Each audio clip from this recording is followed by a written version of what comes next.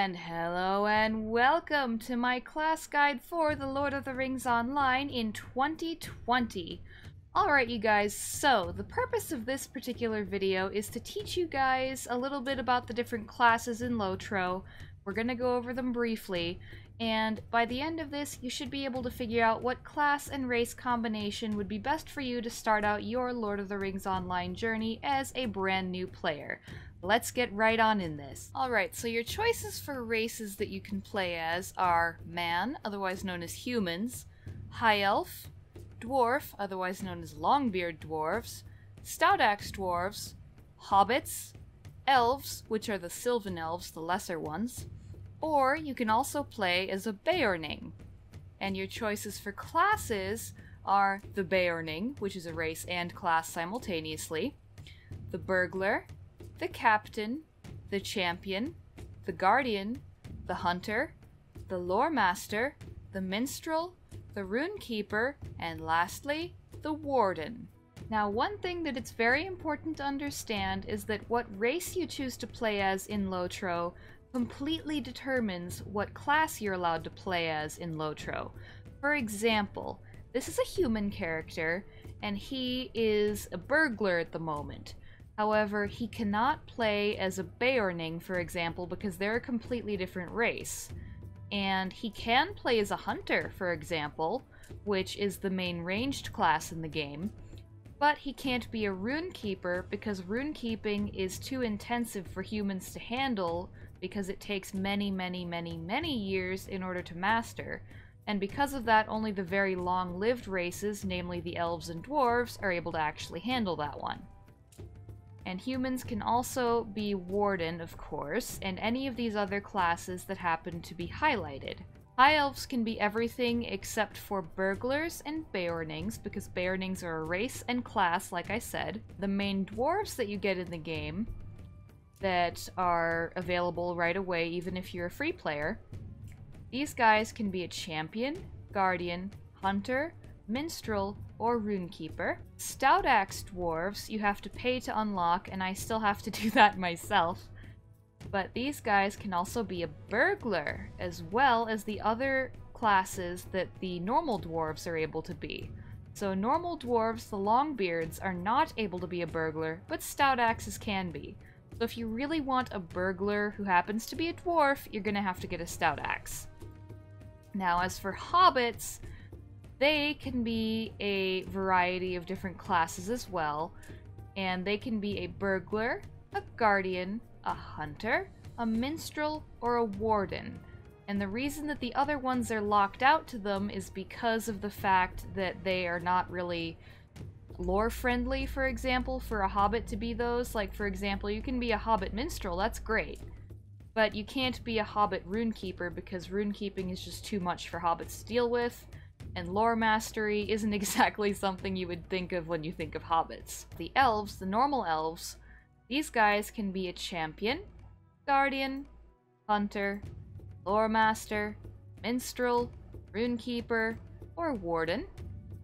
And beornings can be beornings. That's it. They can only be beornings. And the beorning class is in its own private category, so let's talk about them for a second, shall we? Now, on to beornings. Beornings are a class and race combination at the same time. So if you're a beorning, you can't be a champion, guardian, rune-keeper, etc. You can only be a beorning. And if you want to play a warden, for example, you can't play as a beorning at the same time with the same character. Now, these guys are an advanced difficulty class/race, and their role in a group, otherwise known as a fellowship, is damage and support. So they can do lots of DPS, and they can also do a good amount of support for their allies. And they are, in my humble opinion, the most unique class in LOTRO, as far as the fact that they're very different from the other ones that are available in this game. And the reason I say that is because they're the only one that can be skin changers. They are shapeshifters, guys. So if you want to play as a character who can shift from a man into a bear, you want to play a beorning. Or, of course, if you want to play a character who shifts from a lady into a lady bear, you need to play a Bearning. And these guys can shift between bear form and human form in combat, and I will show you a little bit of that right here. Okay guys, so here we have my main Bearning. This is Salvora, and she is going to show you all how the Bearning class / race works. Alright, so first off, of course, they have two different forms. They can be in human form like she's in right now, or they can be in bear form. Now, in human form, Bearnings can dual-wield one-handed weapons, or they can use a single two-handed weapon. And they can switch back and forth between human form and bear form in the middle of combat, or when they're not in combat, so long as they have enough wrath built up. Now, unlike all the other classes, these guys use wrath in order to fuel their attacks. All the other ones use power. So let's find an enemy real quick so I can show you what it's like when they switch to bear form. Alright, Salvora, turn into a bear! Oh yes! She is a mighty bear now, and she is going to slap the heck out of her enemy and yell at it with her beautiful bear voice. Oh yes. And now she's gonna stick bees on it. But yeah, one thing about Bearnings is that their skin color doesn't affect anything in their bear form, but their hair color does. So whatever you choose for their hair color is going to determine what their fur color is in bear form, and their war paint that they have on their face is going to be the same in both bear and human forms. Now let's attack this thing here. And another thing to know about Bearnings is that they are a support class and they can do good damage. So these guys work great in a fellowship or solo, but I think that they're really best in a fellowship because that way you can take best advantage of all their different skills and the fact that they can put buffs on their allies and that sort of stuff. But if you just want to be a bear running around by yourself in Middle-earth, that's cool too. It completely works. And I have actually soloed Salvora here all the way up to level 32 where she's at now.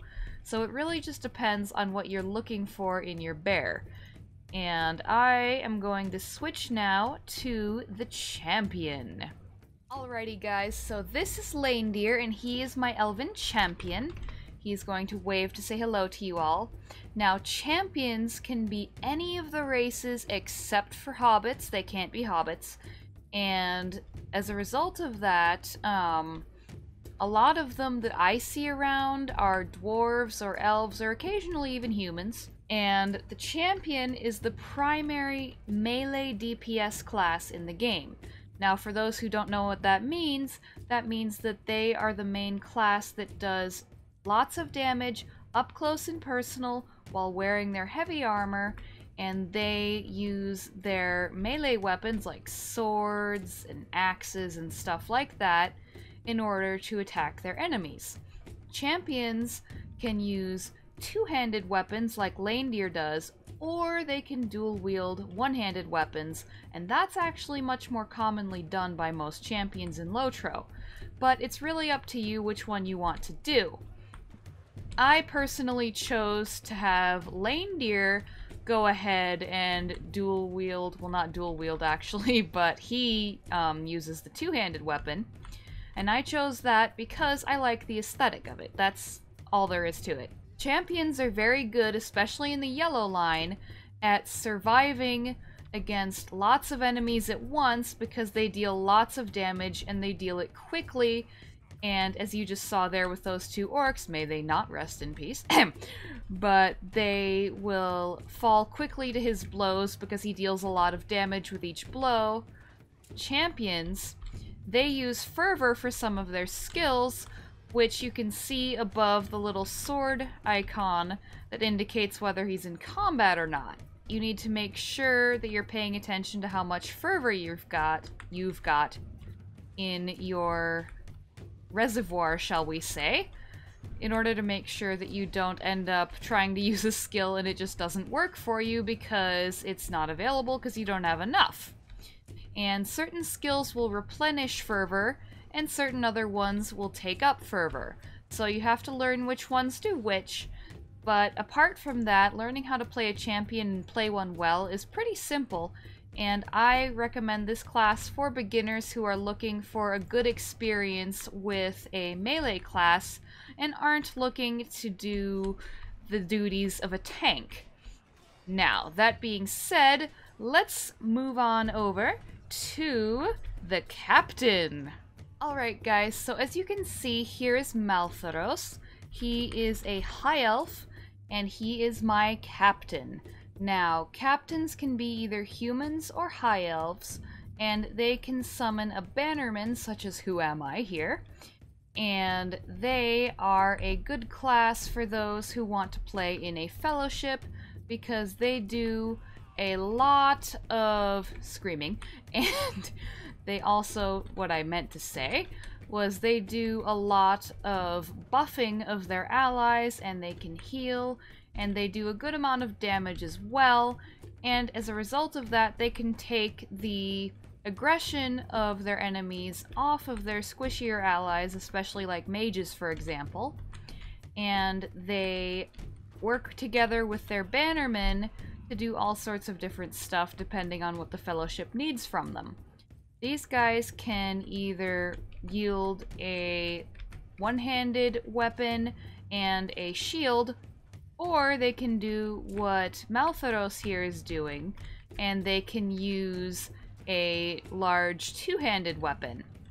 Captains are one of the classes that use heavy armor, and they like to rush into combat and start yelling at their enemies, and then they'll start attacking with their weapon, and they will be buffing their allies the whole way and doing whatever the Fellowship as a whole needs. They can be played solo, but I suggest that they be played in a Fellowship for the sake of being able to take full advantage of everything that they can do. And if you want to, of course, you can play them however you like, but Fellowship is, in my opinion, the way to go. Alrighty, next up, the Guardian. This is Gellick, and he is my Dwarvish Guardian, and Guardians can be any of the races in Middle-earth, except, of course, Beornings, and these guys are the primary tanking class in Lord of the Rings Online. Now, for those who are uninitiated, tanking means that they are the ones who do this in a group. They rush right into the melee combat, and they take all the aggression of the enemies onto themselves. And as you saw there, they can use their skill called Challenge in order to draw the aggression of enemies onto themselves so that they can protect more easily their squishier allies like the Burglars and the Mages, for example, and anyone else who fights at range. And these guys wear heavy armor, as you would expect, of course, and they are a class that uses a shield and one-handed weapon primarily. However, they can also use two-handed weapons if you so desire.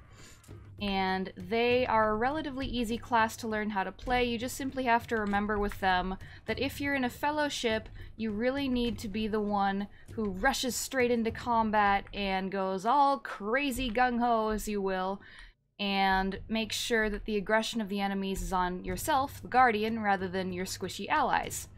And if you do that, you will be a very good Guardian indeed. And these guys are great for group content because of that. And they're also great solo as well, but I think that they shine best in a group just simply because then you can use their tanking abilities rather than just simply using them for survivability, because they are very survivable. Now, let's move on to the rogues, otherwise known in this case as the burglars. Alright guys, so this is my burglar, and her name is Rosenda, and she is a hobbit lass, as you can see. Burglars can be either hobbits, humans, or stout-axe dwarves, and these guys are the primary up-close and personal rogue type character that you will see in pretty much every fantasy thing ever. And these guys can go into stealth, just like that, and when they do, it is very advantageous for them to sneak up behind their enemies and use their dual-wielding abilities to attack from behind. And if they get spotted, that's okay, because they are very proficient in knife combat especially, so using daggers and such. Ugh, everything's everywhere, gross. And these guys are very good at using things like tricks, for example, like this, to knock their enemies out and to confuse them, make them have debuffs, that kind of stuff. And you're going to want to use those tricks very regularly, especially if you're like me and accidentally got spotted by your enemy when you didn't mean to be, like right now. And I strongly suggest that you pick the line that works best for you when it comes to how you want to play your burglar, because the different lines specialize in different things like all the classes do. But for Rosenda here, she is in the red line, and the reason for that is because I play her solo, and, well, mostly solo. Once in a while I'll play with other people. They're really good in a fellowship, by the way. And these guys are very good at dealing damage up close and personal, but they're squishy because they use medium armor instead of heavy. And so because of that, you're going to want to make sure that you don't get the aggro of enemies all on yourself, and it's really helpful to have an ally with you who is a bit sturdier and can take the aggro of enemies so that you can do this and sneak up on your foes and deal lots of damage from behind. Because in the red line, at least, for a burglar, they deal the most damage when they sneak up on their foes and attack from behind. These guys have a bunch of fun skills as well. Things that let them search for treasure, things that let them go ahead and steal from other NPCs, namely the bad ones though. You can't steal from the good guys. These guys are by far best when they are paired up with other characters, unless you happen to have them geared up really well and you know exactly what you're doing and pay close attention. And I was not paying close enough attention there, which is why poor Hyacinth died. But yeah, that is the gist of how the burglar works, so let's move on to the next rogue class, the main archers of the game, the hunter. So this is my elven hunter. Her name is Selunil, and many of you who are familiar with this channel will be very familiar with her because she starred in my Mordor Let's Play that I had a while back. And Selunil is my oldest character and my favorite, and she is, of course, the hunter. Now, on to what hunters can do.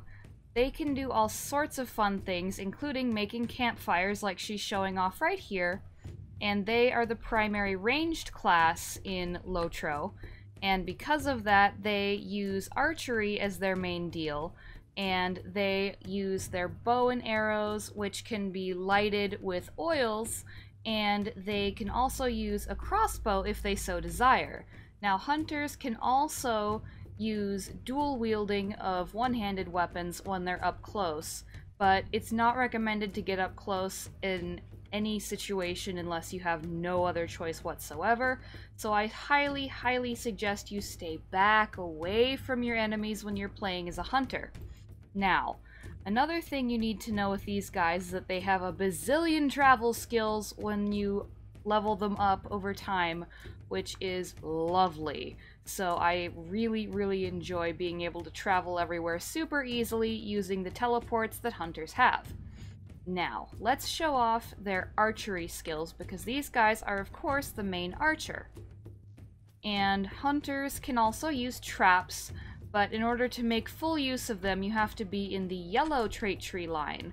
Selunil here is in the blue line, which means that for whatever reason my audio decided to cut out there, but what I was trying to say is that Selunil is in the blue line, and that means that she is mobile. She is able to move around while shooting at her enemies, and that is the most popular line for hunters in LOTRO. Another thing I forgot to mention is that hunters can be any of the races in Middle-earth except, of course, Beornings. The red line is the one that does the most damage, so pick whichever one suits your playstyle and what you're after best. Most hunters are blue line, just for the record. The war steeds that you can get once you hit the 70s level-wise are infamous for being awful, and pretty much everyone universally reviles them. Whereas on the hunter, they're not bad at all. In fact, I actually enjoy playing a hunter with a war steed, I know. Some of you who are actually familiar with LOTRO are probably gasping and choking right now at the thought of that, but it's actually fun, okay? Unlike every other class with war steeds. They weren't implemented too well, I'm afraid. You're going to want to make sure that you pay close attention to exactly the distance you are from your enemy before you start shooting. And the main way you do that is you look at your skills, and if they don't have anything on them, as you can see right here, they're all clear, then you are within range to start shooting. Boom. Die, bog lurker! I hate those darn things. Ugh.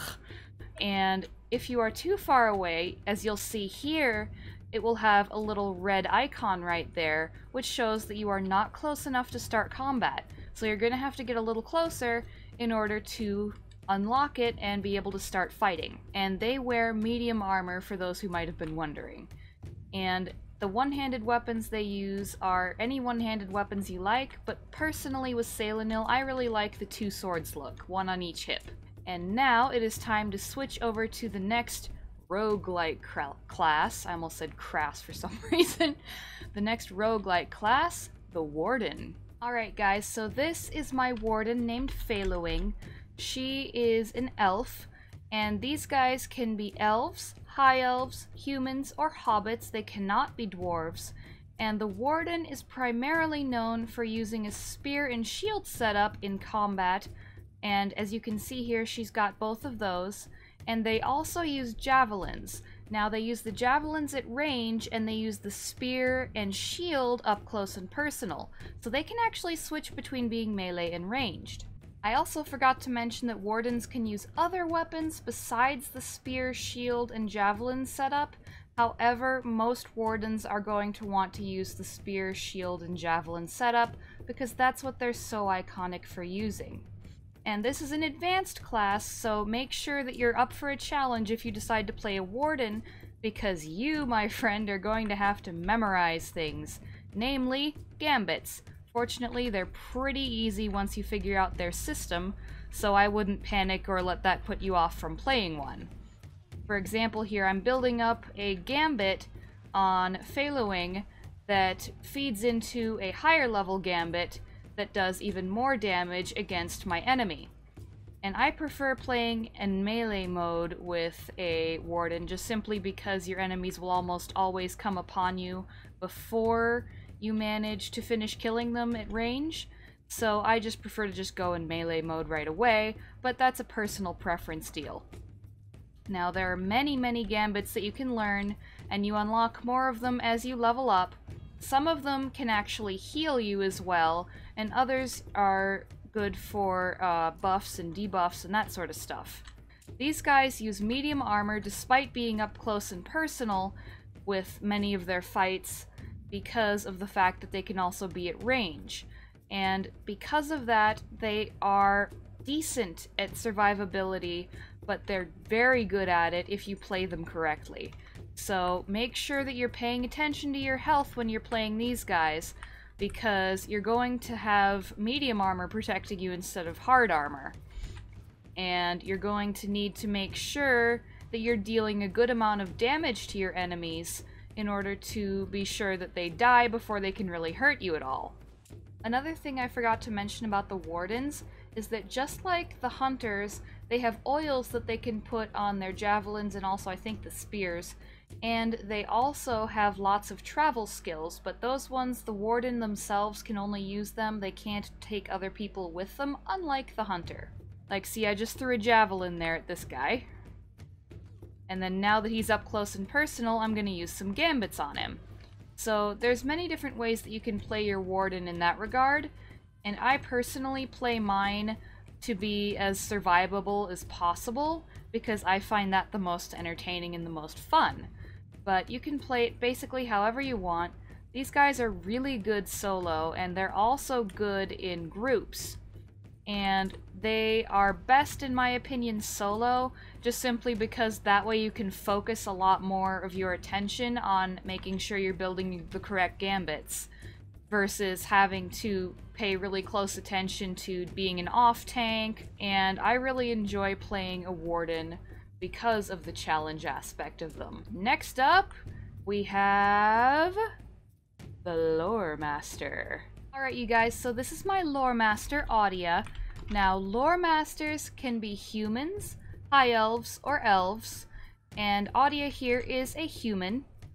Now, these guys are a mage class, as you can see, because she's shooting fireballs and throwing lightning and stuff around, as you will see in a moment here. See? Lightning. Another thing to add in here is that Lore Masters use light armor, and they can dual wield a staff and a sword once they hit level 40. They're the only class that has combat pets at this point in time, which saddens me because I freaking love combat pets. My current combat pet that I've got out at the moment is a saber-tooth cat, and she is freaking amazing. Now, those particular pets you don't unlock until you hit level 56, if I remember rightly. You get a bear at the very beginning nowadays, whereas in the olden days you used to get the raven first.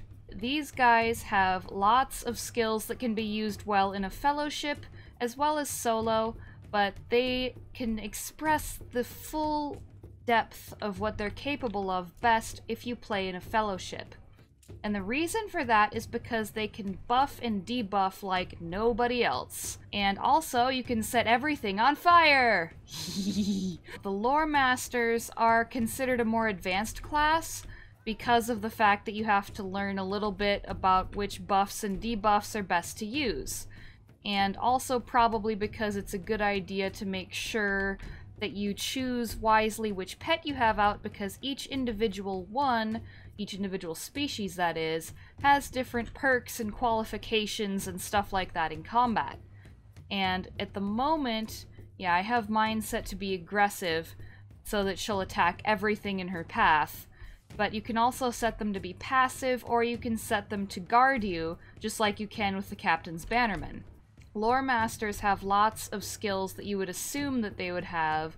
Like, for example, they can drain power from their enemies, and they can use that power for themselves, which is kind of crazy in my opinion. And they also have a lot of wizard-like powers. So if you want to basically play a wizard in LOTRO, go with the Lore Master. Next up, we have the Minstrel. Alright you guys, this is Guarail, and she is my High Elf Minstrel. Now, minstrels can be any of the races in LOTRO, except of course Beornings.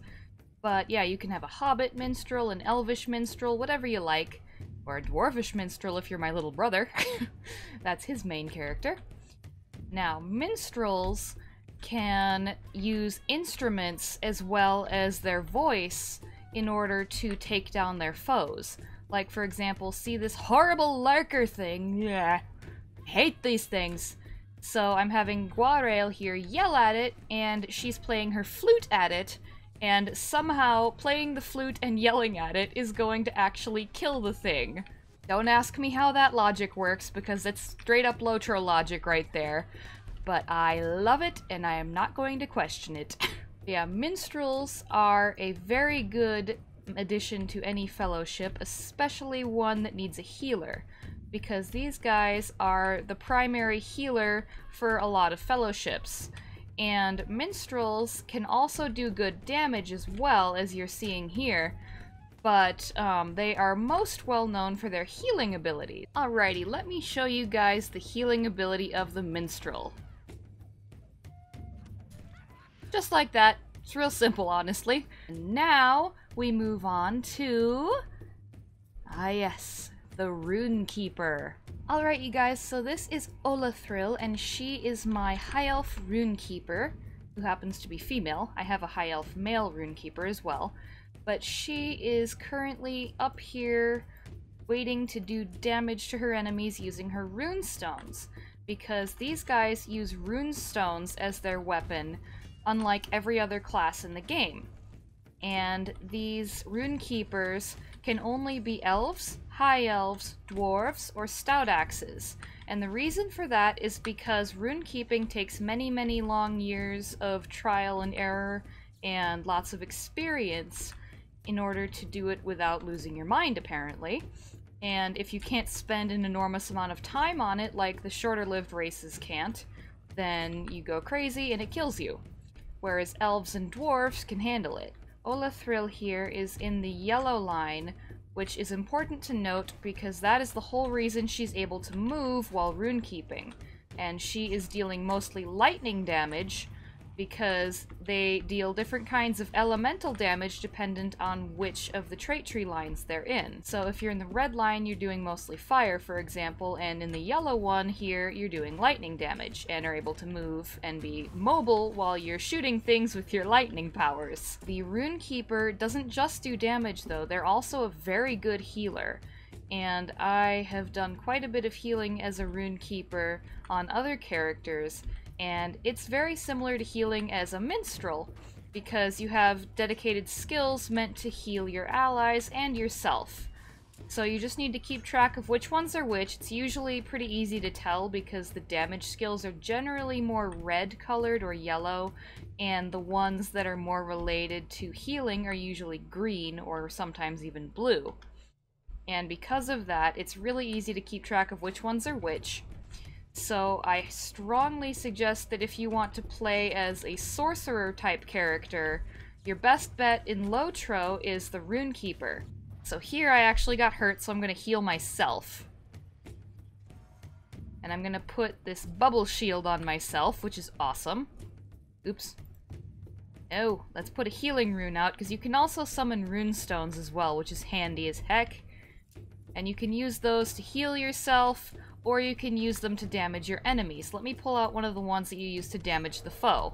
There we go. This is a lightning rune, as you can tell, and it's very good at knocking your enemies unconscious, kind of like the enemy just knocked me unconscious. Oh dear. So if that sounds appealing to you, you're going to want to play as a rune-keeper. Alrighty, so at this point you know exactly what each of the classes can do on a basic and general level, which is all you really need to get started, and you know which races can be which classes. So now let's finally answer the question of which class and race combo should you play? The answer is simple. Whichever one ya want. Seriously, just play whichever one you want to start out with, and you can always make more characters later, especially if you decide you don't like one of them, or you'd rather try something new at some point. Basically, just make whatever character and race combo you want that's obviously able to be made in the game, and just have fun. Alright, I'm going to be ending this video here. I hope that you've all enjoyed it. Please be sure to give it a like, leave a comment, and to use the links on screen in order to subscribe to my channel, support my Patreon campaign, watch more content from me, and then be sure to go over to the description of the video where you can find all my social media links, including the one to my glorious Discord server, Raylunil's Army. I hope to see you all there and in the next video.